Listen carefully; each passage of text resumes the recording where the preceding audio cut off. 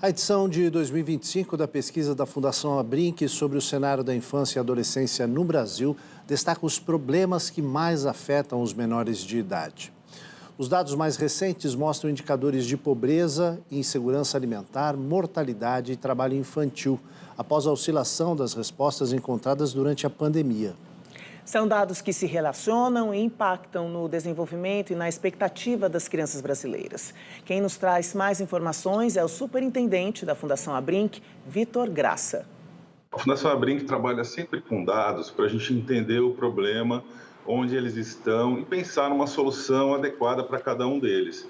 E como você falou, os indicadores todos ficaram muito diferentes da tendência que vinha dos últimos anos, por conta da pandemia.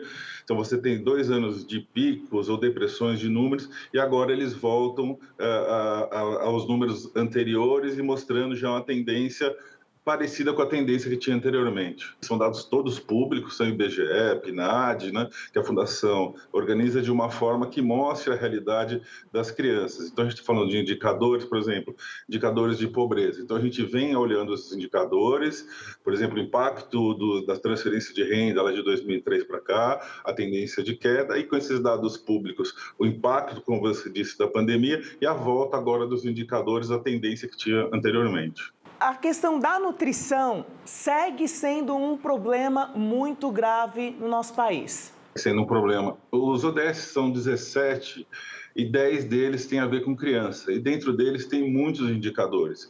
Então, a gente faz essa seleção desses 10 e de indicadores. E a parte da insegurança alimentar, como você disse, tem sido um problema muito sério.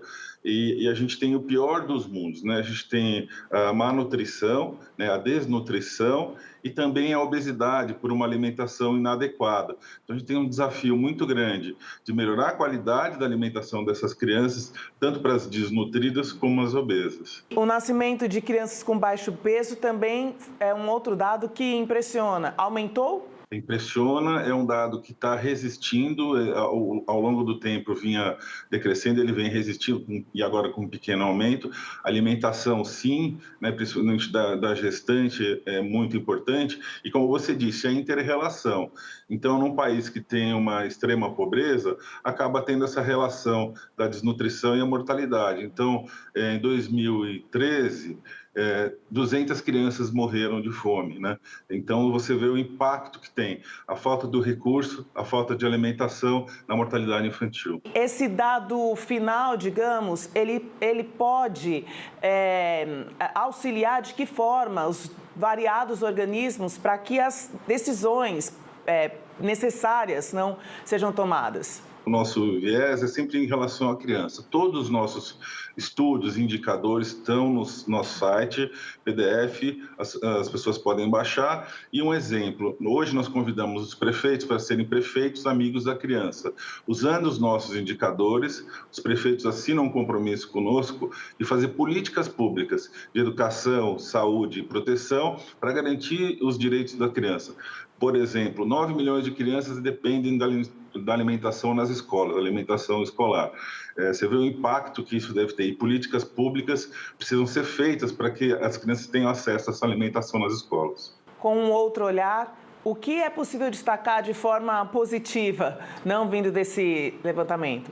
Tem um destaque que a gente pode chamar de positivo, que é a tendência de queda no trabalho infantil dos últimos anos, que na pandemia deu um pequeno aumento, ele volta na tendência de queda.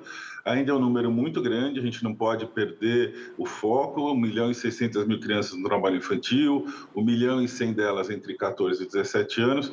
Então, tem um número ali, ok, voltamos a uma tendência de queda, mas precisamos de uma atenção específica, porque acontece muito ainda na parte em pequenas propriedades no campo, pequenas criações, e muito nas regiões metropolitanas, em pequenos negócios e também algumas criações. E há uma relação, por exemplo, do cenário do Brasil em comparação com outros países da América Latina?